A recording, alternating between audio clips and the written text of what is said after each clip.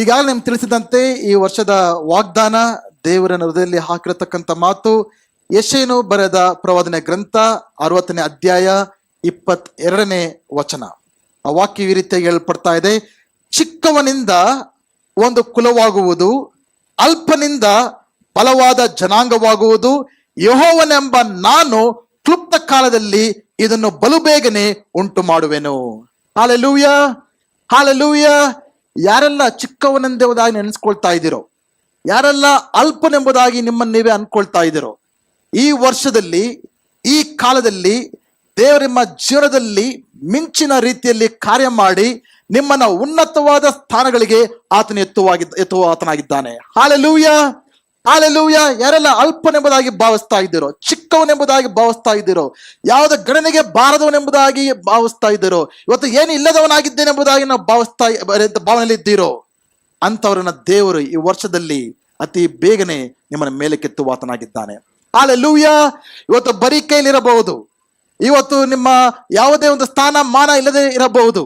ಆದರೆ ದೇವರನ್ನು ನಂಬುವಾಗ, ದೇವರ ವಾಗ್ದಾನಗಳನ್ನ ನೀವು ಕೈ ಹಿಡಿದುಕೊಳ್ಳುವಾಗ, ದೇವರ ವಾಕ್ಯಕ್ಕೆ ವಿಧೇಯರಾಗುವಾಗ, ದೇವರೊಟ್ಟಿಗೆ ನಡೆಯುವಾಗ, ದೇವರ ಮಿಂಚಿನ ವೇಗದ ಕಾರ್ಯಗಳನ್ನ ನಮ್ಮ ಜೀವನದಲ್ಲಿ ನಾವು ಅನುಭವಿಸಲಿದ್ದೇವೆ. ಹಾಲೆಲೂಯಾ.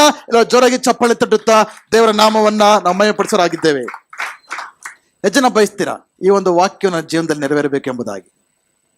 ಹಾಲೆಲೂಯಾ. ಈ ವಾಕ್ಯವು ದೇವರು ಇಸ್ರಾಯೇಲರಿಗೆ ಕೊಟ್ಟಂತ ವಾಗ್ದಾನ. ಇಸ್ರಾಯೇಲರು ದೇವರು ಆರಿಸಲ್ಪಟ್ಟಂತ ಜನರು. ಒಂದು ಕಾಲದಲ್ಲಿ ಅವ್ರ ದೇವರಿಗೆ ಅವಿಧೇಯರಾಗಿ ಜೀವಿಸ್ತಾ ಇದ್ರು. ಪಾಪದಲ್ಲಿ, ಅವಿಧೇಯತೆಯಲ್ಲಿ, ಮೊಂಡುತನದಿಂದ, ಬಂಡತನದಿಂದ ದೇವರಿಗೆ ವಿರುದ್ಧವಾಗಿ ಜೀವಿಸ್ತಾ ಇದ್ರು. ದೇವರು ಅವರಿಗೆ ಸಾರಿ ಸಾರಿ ಅನೇಕ ಪ್ರವಾದಿಗಳನ್ನ ಕಳಿಸಿ ಅವರಿಗೆ ಎಚ್ಚರಿಕೆಗಳನ್ನ ನೀಡಿದ್ರು ಕೂಡ ತಮ್ಮ ಜೀವಿತಗಳನ್ನ ಅವರು ಸರಿಪಡಿಸ್ಕೊಳ್ಳಿಲ್ಲ. ಆದ ಕಾರಣ ದೇವ್ರು ಏನ್ ಮಾಡಿದ್ರು ಅಂದ್ರೆ ಅವರನ್ನ ಬಾಬಿಲೋನ್ ದೇಶಕ್ಕೆ ಸೆರೆ ಹೋಗುವಂತೆ ಅನುಮತಿಸಬೇಕಾಯಿತು. ಒಂದು ಕಾಲದಲ್ಲಿ ದಾವೀದನ ಒಂದು ಕಾಲದಲ್ಲಿ ಒಂದು ದೊಡ್ಡ ಸಾಮ್ರಾಜ್ಯ ಆಗಿತ್ತು. ಇಡೀ ಪ್ರಪಂಚದಲ್ಲಿ ಒಂದು ದೊಡ್ಡ ಸಾಮ್ರಾಜ್ಯ ಆಗಿತ್ತು. ಆದರೆ ದೇವರಿಗೆ ಅವಿಧೇಯರಾದ ಕಾರಣದಿಂದ ಈಗ ಬಾಬಿಲೋನ್ ಸಾಮ್ರಾಜ್ಯವು ಅವರನ್ನ ಜಯಿಸಿ ಅವರನ್ನ ಆಳುಗಳನ್ನಾಗಿ ಮಾಡಿಕೊಂಡು ಇನ್ನೊಂದು ದೇಶಕ್ಕೆ ಸೆರೆ ಹಿಡಿದುಕೊಂಡು ಹೋಗ್ಬಿಟ್ಟಿದೆ. ಇದು ನಡೆದಂತ ಸಮಯ 605 BC. ಆ ಒಂದು ಕಾಲದಲ್ಲಿ ಅಂಥವರಿಗೆ ಉದ್ದೇಶಿಸಿ ದೇವರು ಹೇಳ್ತಿರತಕ್ಕಂಥ ಮಾತಿದು.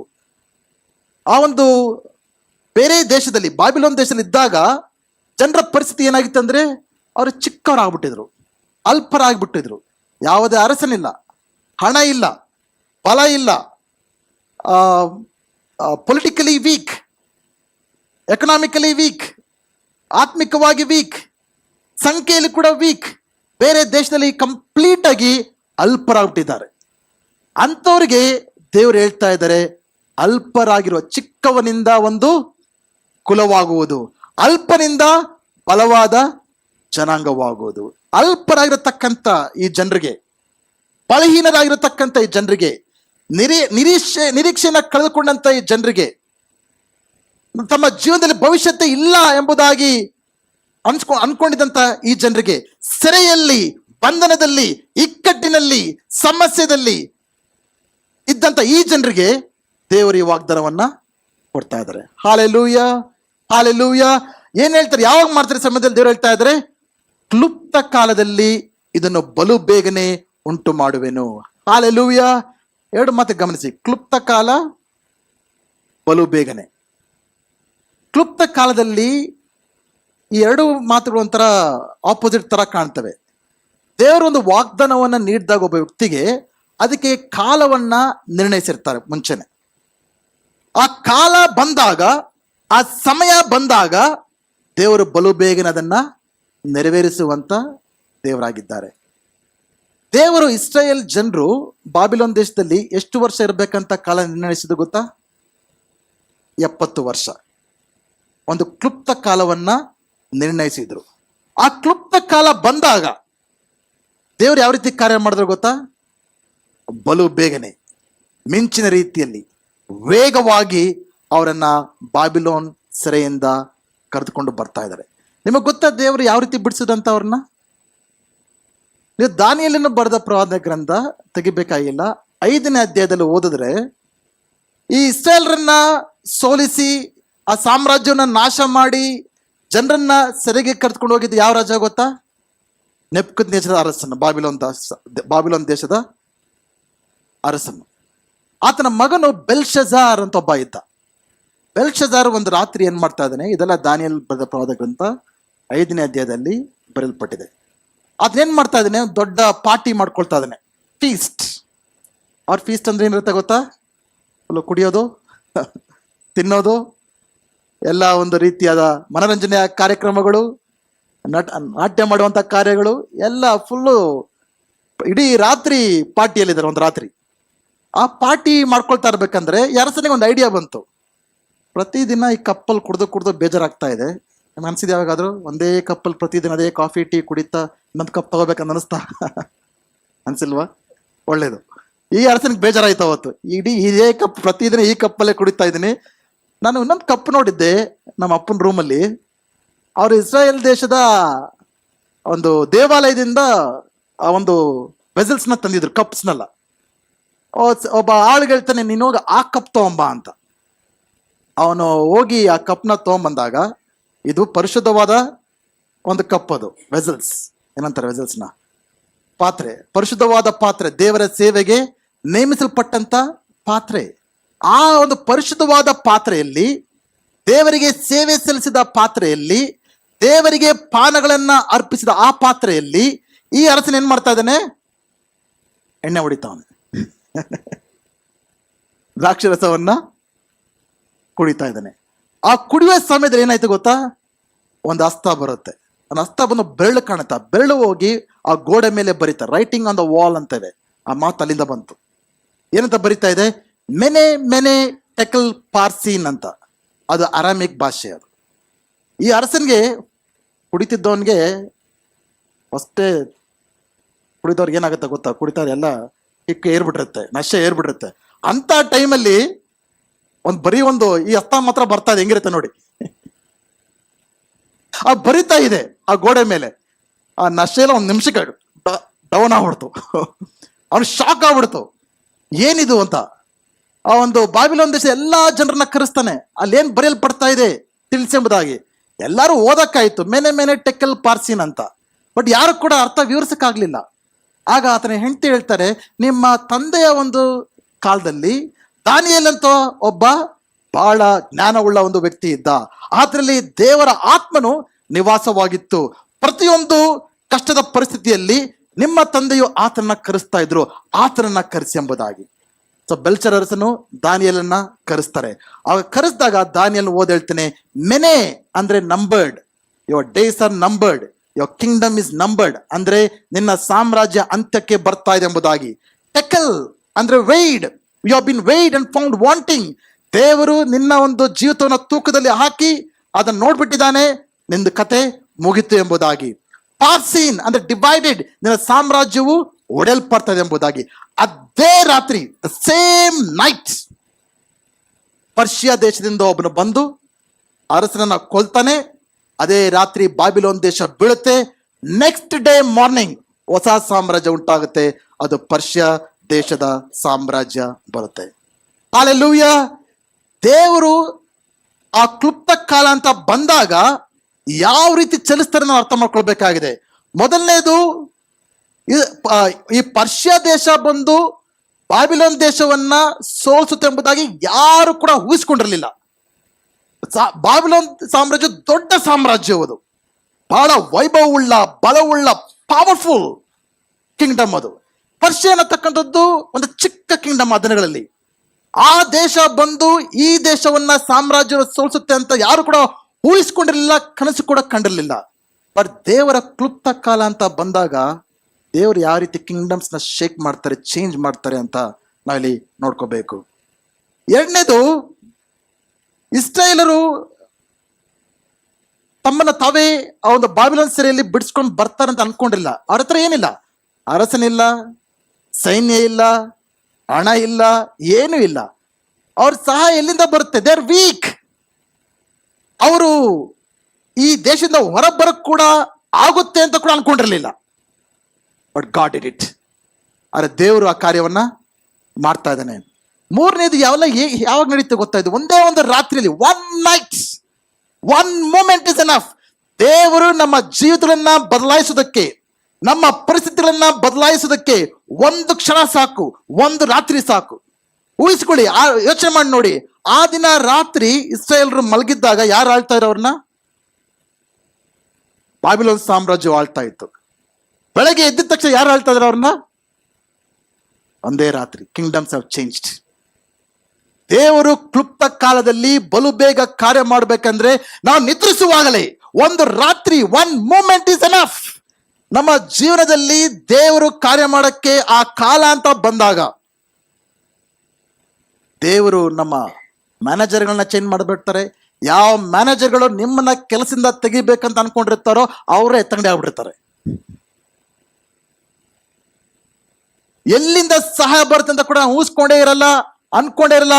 ಅಂತ ಸ್ಥಳದಿಂದ ಪರ್ಷಿಯಾ ದೇಶದ ಅರಸನ ಯಾರು ಗೊತ್ತಾ? ಸೈರಸ್ ಎಂಬುದಾಗಿ, ಕುರೇಶಿ ಎಂಬುದಾಗಿ ನಾವು ಇಂಗ್ಲಿಷಲ್ಲಿ ಕರಿತೇವೆ. ಸೈರಸ್ ಪರ್ಷಿಯಾ ಹೊಸ ಅರಸನ ಮಾಡ್ತಾನೆ. ಈ ಅರಸನ ಬರ್ತಾನೆ ಎಂಬುದಾಗಿ ಕೂಡ ದೇವ್ರು ಮುಂಚೆನೆ ತಿಳಿಸಿದ್ರು. ಯೆಶಾಯನು ಬರೆದ ಪ್ರವಾದನೆ ಗ್ರಂಥ 41ನೇ ಅಧ್ಯಾಯ 44ರಲ್ಲಿ ಓದ್ಬೇಕಂದ್ರೆ, ಯೆಶಾಯನು ಮುಂಚೆ, Bible is an amazing book. ಯಾವ ರೀತಿ ಪ್ರಾಫೆಸಿಸ್ ಇದೆ ಅಂದ್ರೆ, ಜನರು ಹುಟ್ಟಕ್ಕಿಂತ ಮುಂಚೆ ಅಲೆಕ್ಸಾಂಡರ್ ಬಗ್ಗೆ ಬರೆಯಲ್ಪಟ್ಟಿದೆ. ಪ್ರತಿಯೊಬ್ಬರು ಅವ್ರ ಹೆಸರುಗಳು ಅವ್ರ ಹುಟ್ಟಕ್ಕಿಂತ ಮುಂಚೆನೆ ಎಲ್ಲ ಕೂಡ ಮುಂಚೆನೆ ತಿಳಿಸಿರತಕ್ಕಂತ ಒಂದೇ ಒಂದು ಪುಸ್ತಕ ಅಂದ್ರೆ ಬೈಬಲ್. ಸೈರಸ್ ಬರ್ತಾನೆ ಎಂಬುದಾಗಿ ಮುಂಚೆನೆ ತಿಳಿಸಿದ್ರು. ಈ ಪರ್ಷಿಯಾ ರಾಜ ಬರ್ತಾ ಇದ್ದಾನೆ ಆಳಕ್ಕೆ. Next day Belshazzar is out, Babylon is out, old kingdom is out. ಹೊಸ ಸಾಮ್ರಾಜ್ಯ ಬರ್ತಾ ಇದೆ, ಹೊಸ ಅರಸ ಬರ್ತಾ ಇದ್ದಾನೆ. ಆತನ ಸಿಂಹಾಸನ ಕುಳಿತುಕೊಂಡಾಗ ಆತನಿಗೆ ಏನುಂಟಾಯ್ತೋ, ಯಾಕೆ ಬಂದು ಇಸ್ರಾಯೇಲ್ ಮೇಲೆ ಕರುಣೆ ಹೆಂಗುಂಟಾಯ್ತು ಅವರಿಗೆ, ಅದನ್ನ ಹೇಳ್ತಾನೆ. ನೀವೆಲ್ಲರೂ ಕೂಡ ನೀವು ನಿಮ್ಮ ಮನೆಗಳಿಗೆ ಹಿಂದಿರುಗಿರಿ, ಗೋ ಫ್ರೀ. ನಿಮ್ಮ ಮನೆಗಳಿಗೆ ಹೋಗಿ ಮನೆಗಳನ್ನ ಕಟ್ಕೊಳ್ಳಿ, ದೇವಾಲಯ ಕಟ್ಕೊಳ್ಳಿ, ದೇವರ ಸೇವೆ ಮಾಡಿ, ನನಗೋಸ್ಕರ ಕೂಡ ಪ್ರಾರ್ಥನೆ ಮಾಡಿ. ದೇವರು ಯಾವ ರೀತಿ ಪರಿಸ್ಥಿತಿಗಳನ್ನ ಬದಲಾಯಿಸ್ತಾರೆ ನೋಡಿ. ದೇವರ ಕ್ಲುಪ್ತ ಕಾಲ, ನಾನು ನಂಬುವತನಾಗಿದ್ದೀನಿ. ನಮ್ಮ ಜೀವನದಲ್ಲಿ ಯಾರೆಲ್ಲ ಈ ಒಂದು ಅದ್ಭುತ ನಡೆಯಕ್ಕೆ ಎಷ್ಟು ವರ್ಷ ಕಾಯ್ಬೇಕಾಯ್ತು? ಸುಮಾರು 70 ವರ್ಷ ಅವ್ರು ಕಾಯ್ಬೇಕಾಯ್ತು. ನಾವು ಅನೇಕ ಅದ್ಭುತಗೋಸ್ಕರ ಕಾಯ್ತಾ ಇರ್ಬೋದು. ಮದುವೆಗಳಿಗೋಸ್ಕರ ಕಾಯ್ತಾ ಇರ್ಬೋದು, ಮಕ್ಕಳಿಗೋಸ್ಕರ ಕಾಯ್ತಿರ್ಬೋದು, ಕೆಲಸದಲ್ಲಿ ಬದಲಾವಣೆಗೋಸ್ಕರ ಕಾಯ್ತಿರ್ಬೋದು, ವ್ಯಾಪಾರದಲ್ಲಿ ಅಭಿವೃದ್ಧಿಗೋಸ್ಕರ ಕಾಯ್ತಿರ್ಬೋದು, ಸಂಬಂಧಗಳಲ್ಲಿ ಅಪೇಕ್ಷೆಗಳಿಗೆ ಪುನಃಸ್ಥಾಪನೆ ಆಗೋದಕ್ಕೆ ನಾವು ಕಾಯ್ತಾ ಇರ್ಬೋದು, ಹಣಕಾಸಿನಲ್ಲಿ ಬಿಡುಗಡೆಗೋಸ್ಕರ ಕಾಯ್ತಾ ಇರ್ಬೋದು, ನಮ್ಮ ಕುಟುಂಬದಲ್ಲಿ ಜನರು ರಕ್ಷಣೆ ಹೊಂದಬೇಕೆಂಬುದಾಗಿ ನಾವು ಕಾಯ್ತಾ ಇರ್ಬೋದು. ಕೆಲವು ಬಿಕ್ಕಟ್ಟಾದ ಪರಿಸ್ಥಿತಿಗಳು ಬದಲಾಗಬೇಕೆಂಬುದನ್ನ ಕಾಯ್ತಾ ಇರ್ಬೋದು. ಯಾವ ವಿಷಯಕ್ಕೋಸ್ಕರ ಎಷ್ಟು ವರ್ಷಗಳಿಂದ ನೀವು ಕಾಯ್ತಾ ಇದ್ದೀರಿ ಎಂಬುದಾಗಿ ಗೊತ್ತಿಲ್ಲ. ಆದರೆ ದೇವರ ಕ್ಲುಪ್ತ ಕಾಲ ಈ ವರ್ಷದಲ್ಲಿ ಬರುವಾಗ ದೇವರು ಬಲು ಬೇಗನೆ ಕಾರ್ಯ ಮಾಡಿ ಒಂದೇ ಒಂದು ಕ್ಷಣದಲ್ಲಿ ನಿಮ್ಮ ಪರಿಸ್ಥಿತಿಗಳನ್ನ ಬದಲಾಯಿಸೋದಕ್ಕೆ ಆತನು ಶಕ್ತನಾಗಿದ್ದಾನೆ. Hallelujah, hallelujah, hallelujah. ಅಂತ ಕಾರ್ಯಗಳನ್ನ ಈ ವರ್ಷದಲ್ಲಿ ನಾವು ಎದುರು ನೋಡಲಿದ್ದೇವೆ. ನೀವು ನಂಬುವುದಾದರೆ, ನೀವು ದೇವರಲ್ಲಿ ನಂಬಿಕೆಯಿಂದ ಮುಂದುವರಿದು ನಡೆಯುವುದಾದರೆ, ದೇವರಿಗೆ ನಂಬಿಕಸ್ಥರಾಗಿರುವುದಾದರೆ, ದೇವರಲ್ಲಿ ಕಾದುಕೊಂಡಿರುವುದಾದರೆ, ಇಸ್ರೇಲ್ ಏನು ಕೂಡ ಮಾಡಬೇಕಾಗಿಲ್ಲ. ಒಂದು ಕತ್ತಿ ಎತ್ತಬೇಕಾಗಿಲ್ಲ, ಯಾರ ಮೇಲೆ ಹೊಡೆದಾಡಬೇಕಾಗಿಲ್ಲ, ಯಾರ ಹತ್ರ ಹೋಗಿ ಟ್ರೀಟಿ ಮಾಡ್ಕೊಳ್ಬೇಕಾಗಿಲ್ಲ, ಯಾರ ಹತ್ರ ಹೋಗಿ ಸಹಾಯ ಬೇಡಕ್ ಆಗ್ಲಿಲ್ಲ. ಆದರೆ ದೇವರು ಸಾವರನ್ಲಿ ಆತನು ಕಾರ್ಯ ಮಾಡೋದನ್ನ ನಾವು ಕಾಣ್ತಾ ಇದ್ದೇವೆ. ನಮ್ಮ ಜೀವನದಲ್ಲಿ ಆ ರೀತಿಯಾದ ಕಾರ್ಯಗಳನ್ನ ದೇವರು ಮಾಡಲಿದ್ದಾನೆ. Hallelujah, hallelujah. 3 ಕಾರ್ಯಗಳನ್ನ ಹೇಳಿದ್ದೆ, ಅದನ್ನ ಹೇಳಕ್ಕೆ ನಂತರ ಸಮಯ ಇಲ್ಲ. But I just mention it, leave it. ದೇವರ ವೇಗ ವರ್ತನೆಯ ಕಾಲ ಬಂದಾಗ, the divine acceleration of God will bring an end to your delays. ದೇವರ ವೇಗ ವರ್ತನೆಯ ಕಾಲ ಬಂದಾಗ ಯಾವ ವಿಷಯಗಳಿಗೋಸ್ಕರ ಕಾದಿದ್ದೀರೋ ಆ ಒಂದು ಕಾಯುಕುವೆಯ ಕಾಲಕ್ಕೆ ಅದು ಮುಕ್ತಾಯವನ್ನ ತರುವಂತದ್ದಾಗಿರುತ್ತೆ. ಹಲ್ಲೆಲೂಯಾ. ನಿಮ್ಮ ಜೀವನದಲ್ಲಿ ಯಾವ ವಿಷಯಗೋಸ್ಕರ ಕಾಯ್ತಾ ಇದ್ದೀರೋ, it's going to come to an end. ಇದರಲ್ಲಿ ಒಂದು ಎಚ್ಚರಿಕೆ ಮಾತುಕೊಂಡು ಹೇಳಬೇಕಾಗಿದೆ. ಪ್ರತಿಯೊಂದು ವಾಗ್ದಾನಕ್ಕೆ ದೇವರ ಸಮಯವನ್ನು ನಿರ್ಣಯಿಸಿರ್ತಾರೆ. ಅಬ್ರಾಹ್ಮನಿಗೆ ದೇವರು ವಾಗ್ದಾನ ಕೊಟ್ಟರು, ಆದರೆ ವಾಗ್ದಾನ ನೆರವೇರಿಸೋದಕ್ಕೆ ಒಂದು ಕಾಲ ಮುಂಚೆನೆ ನಿರ್ಣಯಿಸಿದ್ರು. ಯೋಸೇಫರಿಗೆ ಒಂದು ಕನಸನ್ನು ಕೊಟ್ಟಿದ್ರು. ದೇವರ ಆ ಕನಸು ಯಾವಾಗ ಮುಂಚೆ ನೆರವೇರಬೇಕೆಂಬುದಾಗಿ ಅದಕ್ಕೆ ಒಂದು ಕಾಲವನ್ನ ನಿರ್ಣಯಿಸಿದ್ರು. ದೇವರು ಇಸ್ರಾಯೇಲ್ಗೆ ಒಂದು ವಾಗ್ದಾನವನ್ನು ನೀಡಿದ್ರು, ಐಗುಪ್ತ ದೇಶದಿಂದ ಯಾವ ರೀತಿ ಹೊರ ಕರ್ಕೊಂಡ್ ಬರ್ತೀನಿ ಎಂಬುದಾಗಿ. ಅದಕ್ಕೆ ಮುಂಚಿನ ಒಂದು ಕಾಲವನ್ನ ನಿರ್ಣಯಿಸಿದ್ರು. ಎಸ್ತೇರು ರಾಣಿ ಆಗ್ಬೇಕಂತ ಒಂದು ಕಾಲವನ್ನ ಮುಂಚೆನೆ ನಿರ್ಣಯಿಸಿದ್ರು. ಪ್ರತಿಯೊಬ್ಬರಿಗೂ ಕೂಡ ದೇವರು ಮುಂಚೆನೆ ಕಾಲವನ್ನ ನಿರ್ಣಯಿಸಿರ್ತಾರೆ. ಯೇಸು ಸ್ವಾಮಿ ಈ ಲೋಕದಲ್ಲಿ ಯಾವ ಹುಟ್ಟಬೇಕೆಂಬುದಾಗಿ ದೇವರು ಮುಂಚೆನೆ ನಿರ್ಣಯಿಸಿದ್ರು. ಪ್ರತಿಯೊಂದು ವಾಗ್ದಾನದಲ್ಲಿ ಎಲ್ಲ ಅರ್ಥ ಮಾಡ್ಕೊಳ್ಳಿ, ದೇವರ ಪ್ರತಿಯೊಂದು ವಾಗ್ದಾನಗಳಲ್ಲಿ ಎರಡು ವಿಷಯವನ್ನ ಅರ್ಥ ಮಾಡ್ಕೊಳ್ಬೇಕಾಗಿದೆ. ವಾಗ್ದಾನಗಳು ಬಹಳ ಉತ್ಸುಕವಾಗಿರುತ್ತೆ. We get excited about promises of God. We must be. ದೇವರ ವಾಗ್ದಾನ ನಮಗೆ ಬಲವನ್ನು ತುಂಬುವಂಥದ್ದಾಗಿರುತ್ತದೆ, ನಮಗೆ ಹುರಿ ತುಂಬಿಸುವಂಥದ್ದಾಗಿರುತ್ತದೆ, ಮಾರ್ಗದರ್ಶನವನ್ನು ನೀಡುವಂಥದ್ದಾಗಿರುತ್ತದೆ, ಉತ್ತೇಜನ ನೀಡುವಂಥದ್ದಾಗಿರುತ್ತದೆ, ಬಲವನ್ನು ನೀಡುವಂಥದ್ದಾಗಿರುತ್ತದೆ, ಪ್ರೇರೇಪಣೆ ನೀಡುವಂಥದ್ದಾಗಿರುತ್ತದೆ. ದೇವರ ವಾಗ್ದಾನದಲ್ಲಿ ಶಕ್ತಿ ಇದೆ. ದೇವರ ವಾಗ್ದಾನದಲ್ಲಿ ನಾವು ಉತ್ಸಾಹವಾಗಿರಬೇಕು, ತಪ್ಪೇನೇ ಇಲ್ಲ. ಆದ್ರೆ ದೇವರ ವಾಗ್ದಾನಗಳಲ್ಲಿ ಎರಡು ಕಾರ್ಯ ಇರುತ್ತೆ. ಒಂದು, ಅದಕ್ಕೆ ಅಂತ ದೇವರೊಂದು ಕಾಲವನ್ನು ನಿರ್ಣಯಿಸಿರ್ತಾರೆ. ಇನ್ನೊಂದು, ಆ ವಾಗ್ದಾನವನ್ನು ನಮ್ಮ ಜೀವನದಲ್ಲಿ ನೆರವೇರೋಕ್ಕಿಂತ ಮುಂಚೆ god will take us through A process of preparation. ದೇವರು ನಮ್ಮನ್ನ ಸಿದ್ಧತೆಯ ಮಾಡುವ ಕಾಲದಲ್ಲಿ ಕರ್ಕೊಂಡು ಹೋಗ್ತಾರೆ. ಆ ಒಂದು ವಿಷಯ ನಾವು ಅರ್ಥ ಮಾಡ್ಕೊಳ್ಬೇಕಾಗಿದೆ. Amen, hallelujah. ಸೊ ಈ ಒಂದು ಕಾಲ ಬಂದಾಗ ದೇವರು ಬಲು ಬೇಗನೆ ಆ ನಿರ್ಣಯಿಸಲ್ಪಟ್ಟಂತ ಕಾಲ, ಕೆಲವೊಮ್ಮೆ ಆ ನಿರ್ಣಯಿಸಲ್ಪಟ್ಟಂತ ಕಾಲವನ್ನು ಕೂಡ ಅದನ್ನ ಇನ್ನೂ ಉದ್ದ ಮಾಡುವ ಸಾಮರ್ಥ್ಯ ನಮಗಿದೆ. ಅದನ್ನು ಕೂಡ ಅರ್ಥ ಮಾಡ್ಕೊಳ್ಬೇಕು. ಇಸ್ರಾಯೇಲ್ರು ಕಾನಾನ್ ದೇಶಕ್ಕೆ ಹೋಗೋಕೆ ಎಷ್ಟು ದಿನದ ಪ್ರಯಾಣ? ಅದು ಎಷ್ಟು ದಿನ ಪ್ರಯಾಣ? 11 ರಿಂದ 14 ದಿನ ಪ್ರಯಾಣ. ಇವ್ರು ಎಷ್ಟು ದಿನ ತಗೊಂಡ್ರು? 40 ವರ್ಷ. ಅದು ಯಾರ ಪ್ಲಾನ್? ಅದು ದೇವ್ರ ಪ್ಲಾನ? ಎಲ್ಲ ದೇವ್ರ ಮೇಲೆ ಹಾಕ್ಬಿಡಿ, ಇಲ್ಲ ಸೈತನ ಮೇಲೆ ಹಾಕ್ಬಿಡಿ, ಎಲ್ಲ ನಿಮ್ಮ ಹೆಂಡತಿ ಮೇಲೆ ಹಾಕಿ, ಗಂಡನ ಮೇಲೆ ಹಾಕಿ, ಅತ್ತೆ ಮೇಲೆ ಹಾಕಿ, ಮಾವನ ಮೇಲೆ ಹಾಕಿ, ಎಲ್ಲರ ಮೇಲೆ ಹಾಕಿ, ನಮ್ಮ ಮೇಲೆ ಮಾತ್ರ ಏನು ತಗೊಳ್ಬಾರ್ದು. ನಾವು we are not at all response. ಎಷ್ಟು ಒಳ್ಳೆಯವ್ರು ನಾವು, ನಾವೇನು ತಪ್ಪೇ ಮಾಡಲ್ಲ. ನಾವು ತಪ್ಪಂತ ಏನಂದ್ರೆ ಗೊತ್ತಿರತ್ತಾನೆ. ಅವ್ರು ತಪ್ಪು ಮಾಡಿದ ಕಾರಣಕ್ಕೆ, ಅವರು ಅವಿದ್ಯರಾಗಿದ್ದ ಕಾರಣಕ್ಕೆ 14 ದಿನದ ಪ್ರಯಾಣ 40 ವರ್ಷ ಆಯ್ತು.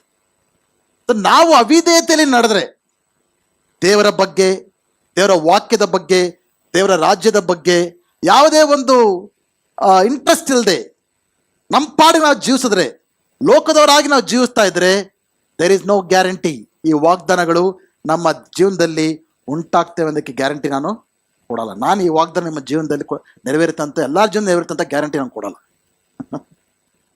ಬಟ್ ಯಾರು ದೇವರಲ್ಲಿ ನಂಬಿಗಸ್ತರಾಗಿರ್ತೀರೋ, ಯಾರು ದೇವರೊಟ್ಟಿಗೆ ನಡೀತೀರೋ, ಯಾರು ದೇವರ ಚಿತ್ತದಲ್ಲಿ ನಡೆಯುತ್ತೀರೋ, ಯಾರು ಪ್ರಾರ್ಥನೆಯಲ್ಲಿ ಮುಂದುವರಿತೀರೋ, ಯಾರು ದೇವರಿಗೋಸ್ಕರ ಕಾಯ್ತೀರೋ, ಅಂಥವರಿಗೆ I will give you 101% guarantee.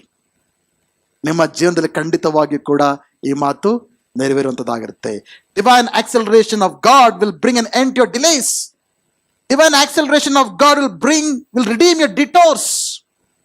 ಕೆಲವೊಮ್ಮೆ ದಾರಿ ತಪ್ಪೋಗ್ಬಿಡ್ತೇವೆ. ನಾವು ನಡೀತಾ ಇರ್ತೇವೆ ದೇವರೊಟ್ಟಿಗೆ, ಪ್ರಾರ್ಥನೆಯಲ್ಲಿ, ಆತ್ಮೀಯತೆಯಲ್ಲಿ, ಸಭೆಯಲ್ಲಿ, ಸೇವೆಯಲ್ಲಿ, ಇದಕ್ಕಿದ್ದಾಗೆ ತಪ್ಪಿಸ್ಕೊಂಡ್ಬಿಡ್ತೀವಿ, ಬೇರೆ ದಾರಿಗೆ ಹೋಗ್ಬಿಡ್ತೀವಿ, ದಾರಿ ತಪ್ಪಿದ ಮಗ ಥರ ಆಗ್ಬಿಡ್ತೀವಿ ನಾವು. ನಮ್ಮ ಒಂದು ಪಾಪಗಳೊಟ್ಟಿಗೆ, ಅವಿಧೇಯತೆ ಒಟ್ಟಿಗೆ ಎಲ್ಲೆಲ್ಲೋ ಹೋಗ್ಬಿಡ್ತೀವಿ ನಾವು. ಬಟ್ ಯಾವಾಗ ದೈವಿಕ ವೇಗ ವರ್ತನೆಯ ಕಾಲ ಬರುತ್ತೋ, ದೇವರು ಅಂತ ಒಂದು ಸ್ಥಳಗಳಿಂದ ನಮ್ಮನ್ನು ಬಿಡಿಸಿ, ಯಾವ ಯಾವ ಕ್ಷೇತ್ರ ಸೋತು ಹೋಗಿದ್ದೀವೋ, ಆತ್ಮೀಯ ಜೀವನದಲ್ಲಿ ನಾವು ತಪ್ಪಿ ಹೋಗಿರ್ಬೋದು, ಕೌಟುಂಬಿಕ ಜೀವನದಲ್ಲಿ ನಾವು ತಪ್ಪಿ ಹೋಗಿರ್ಬೋದು, ವಿದ್ಯಾಭ್ಯಾಸದಲ್ಲಿ ನಾವು ತಪ್ಪಿ ಹೋಗಿರ್ಬೋದು, ಕೆಲಸ ಕಾರ್ಯಗಳಲ್ಲಿ, ವ್ಯಾಪಾರಗಳಲ್ಲಿ ನಾವು ತಪ್ಪಿ ಹೋಗಿರ್ಬೋದು, ನಮ್ಮ ಸಂಬಂಧಗಳಲ್ಲಿ ನಾವು ತಪ್ಪಿ ಹೋಗಿರ್ಬೋದು, ನಾವು ತಪ್ಪಾದ ಮಾರ್ಗದಲ್ಲಿ ಹೋಗಿರ್ಬೋದು, ತಪ್ಪಾದ ಸ್ಥಳಗಳಲ್ಲಿ ಇರಬಹುದು. ಇಸ್ರಾಯೇಲರು ಯಾವ ರೀತಿ ಬಂಧನದಲ್ಲಿದ್ದರೋ, ನಮ್ಮ ಜೀವನದಲ್ಲಿ ಕೂಡ ಆ ಬಂಧನದ ರೀತಿಯ, ಸೆರೆಯ ರೀತಿಯ ಪರಿಸ್ಥಿತಿಯಲ್ಲಿ ನಾವು ಇರಬಹುದು, ಬೇರೆ ಬೇರೆ ಕ್ಷೇತ್ರಗಳಲ್ಲಿ. ಆದರೆ ದೇವರು ನಮ್ಮ ಜೀವನದಲ್ಲಿ ಕ್ಲುಪ್ತ ಕಾಲದಲ್ಲಿ ಆತ ನಮ್ಮ ಜೀವನ ಕಾರ್ಯ ಮಾಡುವಾಗ ಆ ಪರಿಸ್ಥಿತಿಗಳು ಬದಲಾವಣೆಯನ್ನ ಮಾಡುವಂತ ದೇವರಾಗಿದ್ದಾನೆ. Hallelujah, hallelujah. ಅಫ್ಕೋರ್ಸ್ ಆ ಒಂದು ಪರಿಸ್ಥಿತಿಗಳಿಂದ ಆತನ ಪಾಠಗಳನ್ನು ಕೂಡ ನಮಗೆ ಕಲಿಸುವ ಆತನಾಗಿದ್ದಾನೆ. ಮೂರನೇದು, the divine acceleration of God will put an end to the consequences of your disobedience. ಪ್ರತಿಯೊಂದು ಪಾಪಕ್ಕೂ ಪ್ರತಿಫಲ ಇದೆ. ಪ್ರತಿಯೊಂದು ಪಾಪಕ್ಕೂ ಪ್ರತಿಫಲ ಇದೆ. Every sin has its consequences. ಹೇಳ್ತಾರಲ್ಲ ಮಾತು, ಉಪ್ಪು ತಿಂದವನು ನೀರು ಕುಡಿಲೇಬೇಕು. ಪಾಪ ಮಾಡಿದ್ವಿ, ದೇವ್ರ ಹತ್ರ ಬಂದು ಕ್ಷಮಾಪಣೆ ಕೇಳಿದ್ರೆ ದೇವರು ಪಾಪ ಕ್ಷಮಿಸ್ತಾರೆ. But the consequences you will have to bear it. ನೀವು ಅದನ್ನು ಅನುಭವಿಸ್ಬೇಕಾಗತ್ತೆ. ಚಿಕ್ಕ ಮಕ್ಕಳೇ ಒಂದು ಎಕ್ಸಾಂಪಲ್ ಕೊಟ್ಟಿದೆ, ಜನ ಇದ್ರೆ ಗೊತ್ತಿಲ್ಲ. ಆ ಕ್ಯಾಂಡಲ್ ಹತ್ರ ಹೋಗಿ ಮುಟ್ಟಬೇಡಿ ಅಂತ ಹೇಳ್ತೀವಿ, ಸ್ಟವ್ನ ಹೋಗಿ ಮುಟ್ಟಬೇಡಿ ಅಂತ ಹೇಳ್ತೀವಿ. ಮಕ್ಕಳು ಕೇಳಲ್ಲ, ಹೋಗಿ ಕ್ಯಾಂಡಲ್ನ ಮುಟ್ತಾರೆ, ಇಲ್ಲ ಸ್ಟವ್ನ ಮುಟ್ತಾರೆ, ಏನಾಗುತ್ತೆ? ಐಸ್ ಥರ ಅನ್ಸುತ್ತಾ? ಕೈ ಸುಟ್ಕೊಳ್ತಾರೆ. ಕೈ ಸುಟ್ಟೋದಾಗ ಹತ್ಕೊಂಡ್ಬರ್ತಾರೆ ಅಪ್ಪ ಅಮ್ಮನ ಹತ್ರ. ಅಪ್ಪ ಅಮ್ಮ ಏನು ಮಾಡ್ತಾರೆ? ಅದು ಕ್ಷಮಿಸ್ತಾರೆ, ತಪ್ಕೊಳ್ತಾರೆ, ಕಣ್ಣೀರು ಒರೆಸ್ತಾರೆ, ಟ್ರೀಟ್ಮೆಂಟ್ ಕೊಡ್ತಾರೆ. ಗಾಯ ಇಮಿಡಿಯೇಟಾಗಿ ವಾಸಿ ಆಗುತ್ತಾ? ಟೈಮ್ ತಗೊಳುತ್ತೆ ಅದಕ್ಕೆ. ಆ ರೀತಿ ನಾವು ತಗೊಂಡಂಥ ತಪ್ಪಾದ ನಿರ್ಧಾರಗಳಿಂದ, ಅವಿದ್ಯತೆಯಿಂದ, ಮಾಡಬಹುದ ಕಾರ್ಯಗಳು ಮಾಡೋದ್ರಿಂದ ಅದರ ಪರಿಣಾಮಗಳನ್ನು ಅನುಭವಿಸಬೇಕು. ಪರಿಣಾಮಗಳನ್ನು ದೇವ್ರು ತೆಗಿಯಲ್ಲ. ಪರಿಣಾಮಗಳನ್ನು ದೇವ್ರು ತೆಗೆದುಬಿಟ್ರೆ ಮತ್ತೆ ಅದು ತಪ್ಪು ಮಾಡ್ತಾ ಇರ್ತೇವೆ. ಪರಿಣಾಮಗಳನ್ನ ಎದುರಿಸಲೇಬೇಕು ನಾವು. ಆವಾಗ ಗೊತ್ತಾಗುತ್ತೆ, ನೆಕ್ಸ್ಟ್ ಟೈಮ್ ಒಂದ್ಸತಿ ಮಗು ಏನಾದರೂ ಆ ಕ್ಯಾಂಡಲ್ ಮುಟ್ಟ ನೆಕ್ಸ್ಟ್ ಟೈಮ್ ಹೋಗುತ್ತಾ? ಇದು ಬೆಕ್ಕದ ಸ್ಟೋರಿ ಇದೆಯಲ್ಲ, ಒಂದ್ಸತಿ ಬಿಸಿ ಹಾಲು ಕುಡಿದ್ರೆ ಮತ್ತೆ ಹಾಲು ಕಂಡ್ರು ಕೂಡ. ಅದಕ್ಕೆ ದೇವರು ಕೆಲವೊಮ್ಮೆ ನಾವು ಮಾಡೋಂಥ ತಪ್ಪಾದ ಕಾರ್ಯಗಳ ಪರಿಣಾಮಗಳು ಬಿಟ್ಬಿಡ್ತಾರೆ ನಮ್ಮನ್ನು, ಅವಾಗ ಅನುಭವಿಸುವಂತ. ಆವಾಗಲೇ ಬುದ್ಧಿ ಬರೋದು. ಆ ಬುದ್ಧಿ ಬಂದಾಗ ಮತ್ತೆ ನಾವು ಮಾಡೋದಿಲ್ಲ. ಹಲ್ಲೆಲೂಯಾ.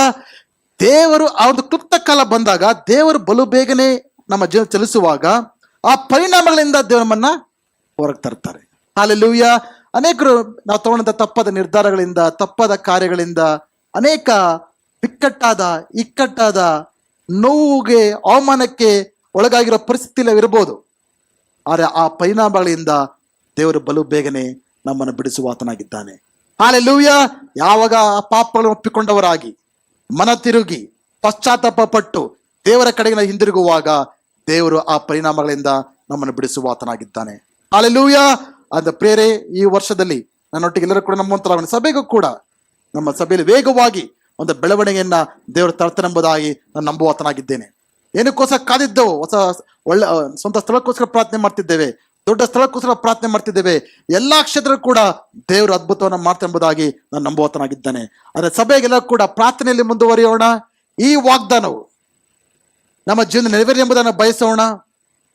ದೇವರ ಕ್ಲುಪ್ತ ಕಾಲದಲ್ಲಿ ಬಲು ಬೇಗನೆ, ಸಿಂಗಲ್ ನೈಟ್, ಒಂದು ರಾತ್ರಿಯಲ್ಲಿ, ಸಿಂಗಲ್ ಮೂಮೆಂಟ್, ಒಂದೇ ಒಂದು ಕ್ಷಣದಲ್ಲಿ ಯಾವ ರೀತಿ ದೇವರ ಸಾಮ್ರಾಜ್ಯಗಳನ್ನೇ ಬದಲಾಯಿಸ್ಬಿಟ್ನೋ ನಮ್ಮ ಜೀವಿತಗಳಲ್ಲಿ ಒಂದೇ ಒಂದು ಕ್ಷಣದಲ್ಲಿ, ಆ ಕ್ಲುಪ್ತ ಕಾಲದಲ್ಲಿ ದೇವರು ವೇಗವಾಗಿ ಕಾರ್ಯ ಮಾಡಿ ನಮ್ಮನ್ನ ಮೇಲಕ್ಕೆತ್ತುವ ಆತನಾಗಿದ್ದಾನೆ.